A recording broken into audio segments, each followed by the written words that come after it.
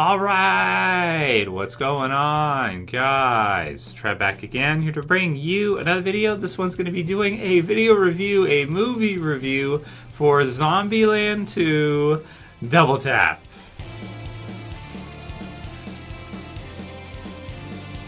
Alright, and so sort of spoiler warning for this one if you haven't seen the movie yet, Zombieland 2 or Zombieland Double Tap. So this one's been out now for a few weeks. I finally got a chance to go ahead and see it. And yes, I do still intend to do reviews for Breaking Bad El Camino and Joker when I get to see it. But of course, this one being zombie related, I thought, okay, let's just do this one now. And then if we get time afterwards, we can do the others later. Because of course, you know, the biggest attraction for this channel with you guys, and we talk about most, is zombie related stuff. So if you guys have never heard my thoughts on the first Zombieland movie, man, it's been like forever. I can't even remember, you know, like I remember Zombieland, and I remember it just being like this fun, kind of cool movie, and liking kind of Jesse Eisenberg's character and liking Woody Harrelson and Emma Stone as well too, and Abigail Breslin in the first one, and it just being like this just kind of fun, silly zombie type of movie. And so when I heard they were doing a second one, I thought, oh, you know, that sounds like fun, you know, something, shut your brain off, you know, go just enjoy it. And if you're a zombie geek like me, if you like zombies, then you probably like it. So it's been about 10 years since they did the first Zombieland movie, and I'd say, you know, for a while, like I've never really thought about them doing a sequel to it. I saw the first one, I thought it was good and kind of fun, but I didn't know if there was really enough kind of, you know, enough they could do with it to where they could actually make a sequel and still have it be good and still have it be fun. And after seeing it through, you know, I feel like it's pretty good. It's not too bad. Certainly, it's a 99-minute runtime, so it's a bit over an hour and a half, and it doesn't drag or anything like that. It's fun. It's silly. It's got lots of little jokes and things like that. Some of them are pretty good. Some of the zombie kill of the years, zombie kill of the century, zombie kill of the week. There's one where zombie kill of the year where this guy, you know, lures in some zombies with some mannequins that he's got there, and then he uses something to knock over the Leaning Tower of Pisa onto zombies. So that's zombie kill of the year of it. You know, the Leaning Tower of Pisa crashing and crushing some zombies. So there's that one, which is fun. There's one where this guy is like in this big farming equipment, I don't know what it is, like some huge tractor thing, he like runs over a zombie, chops him into like a million pieces. So you just get some of these different silly ones. If you guys remember in the trailer, they're at like the White House, and there's some zombies come in, and there's one where Tallahassee, Woody Harrelson, he actually like, he double leg takedowns the zombie. It's just really funny to see. It's like the zombie's running, he like takes it down like this, like it's like, you know, I just don't even know. So it's pretty fun, man, most of the way through. I mean, obviously it's a little bit silly. There was Bill Murray in the first one. I remember that. They bring that back a little bit in this one too, and it's pretty fun. Even Elvis and you know, stuff like that at the White House, and some different kind of fun type of locations. Babylon in this one too, which is like a commune type of community in the zombie apocalypse. There's even kind of a Easter egg for Walking Dead, and Jesse Eisenberg as Columbus kind of talks about how terrifying The Walking Dead is. He's reading one of the earlier issues of The Walking Dead. It's like, oh, it's so terrifying, like it's genuinely terrifying. And that's true that when The Walking Dead first started out, and it still is even to this very day with the Whispers, right? It's like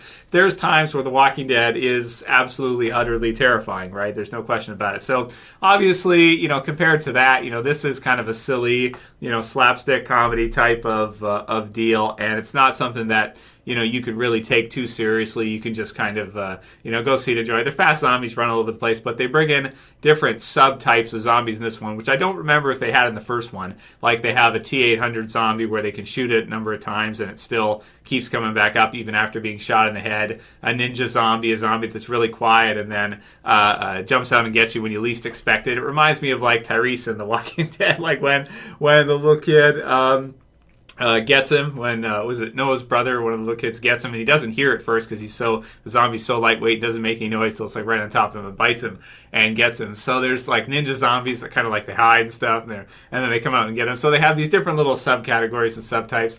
There's one, a Homer, which is a really stupid zombie that's like it'll chase around butterflies and stuff like that and just, you know, leave you alone, don't waste your ammunition on it. So there's lots of little jokes throughout the movie, and it is fun most of the way through. I'll give you guys a rundown of generally the story and mainly what we're looking at. So mostly what happens in it doesn't have a whole lot of a story. Here's basically what happens in the movie. They go to the White House, because why not? You might as well, if you're looking for some place to go in the zombie apocalypse, you might as well go and live at the White House. I don't know, whatever. I guess that's what they decided to do. So they do that, and they go there, and they stay there for a while. They eventually get kind of bored. You have Tallahassee, who's sort of like, being a fatherly figure for Little Rock, played by Abigail, Little Miss Sunshine. So what happens pretty much is that Wichita, who's with Columbus, or Jesse Eisenberg's character, Emma Stone and Jesse Eisenberg's characters, are together in a relationship, and Columbus asks her to marry him, and she gets freaked out, so she leaves. So you have Wichita and Little Rock, so they leave and go off on their own, leaving Woody Harrelson and Jesse Eisenberg to themselves at the White House. So the other two, the girls leave and leave a note, and they're gone for quite a while, like a month or something like that. And in the meantime, you have Little Rock meets a stoner guy who smokes a lot of weed and plays music and does the whole thing, and he's going to Graceland, which is he'll go to Graceland with her, and she kind of falls from right away because she hasn't seen a boy like her whole life, pretty much, like the first one she's found. So she goes with him, and they kind of head off to Graceland, which turns out to be nothing. And then they go to this commune place called Babylon, which has no guns and nothing like that. And they kind of join. They smoke weed and they play instruments and that kind of stuff. So then Wichita gets ditched by Little Rock, so she goes back to the White House to tell Columbus and Tallahassee about this, and that they need to go save her. So Tallahassee, being like a fatherly figure for Little Rock, a defensive fatherly figure that doesn't approve of her stoner boyfriend who plays guitar, goes out and tries to basically rescue her. And that's pretty much the plot of the movie. It ends at this commune place, and they're shooting off fireworks and stuff like this, which draws in a whole bunch of these T-800 zombies that are like unstoppable and this kind of thing. So, and I won't ruin too many of the details in the movie for you guys, but that's the gist of it. They stop at a few different locations, including like an Elvis place, which has his blue suede shoes and things like that, and just kind of have some fun.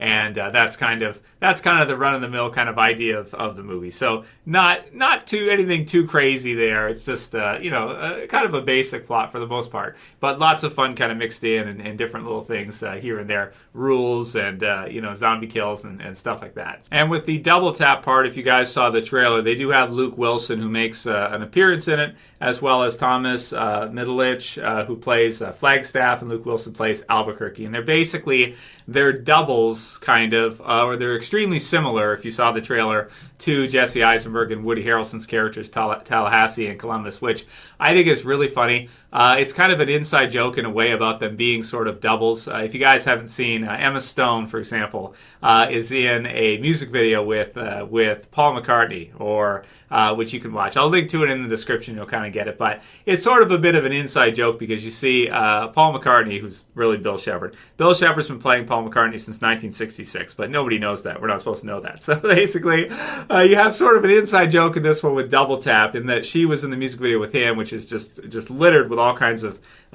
brain programming and Monarch mind control, MK Ultra kind of style, feeding in. He plays Paul McCartney, or Bill Shepard, plays like a therapist in the music video.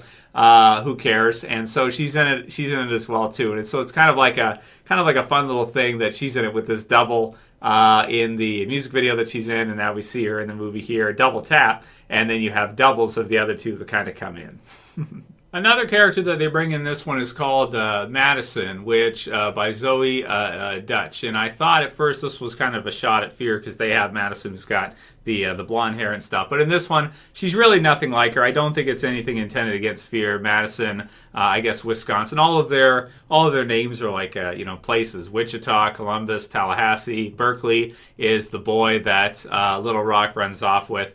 So you have this whole thing. Nevada, played by Rosario Dawson's in it as well too, which is fun.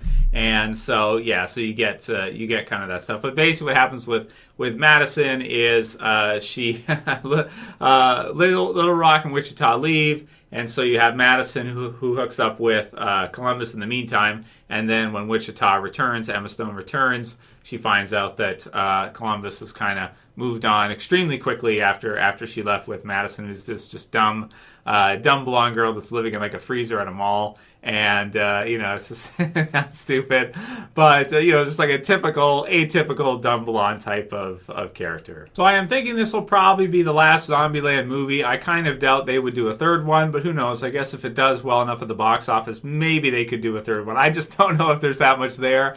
They even say in the movie, like Jesse Eisenberg, part of it says that, we appreciate you choosing us for your zombie viewing, because there's so much.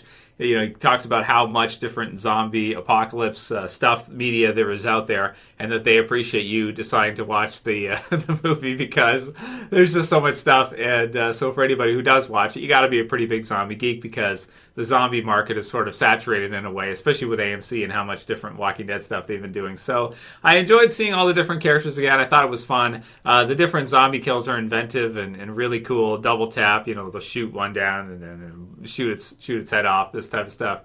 And there are some creative ones for the movie, like the ones I mentioned before there, and one at the end which I won't spoil. There's a monster truck, some different vehicles and stuff that they use to smash some zombies and crush some zombies and stuff like this. And I guess it's just some silly fun if you're interested to see it. But it's nothing too crazy. I wouldn't say it's like a must-see, like, oh, you have to see it. It's so hilarious or whatever. No, it's pretty good. It's kind of, like I said, about like a 7 out of 10 type of deal. Is, I think, about fair for it. It's nothing too crazy.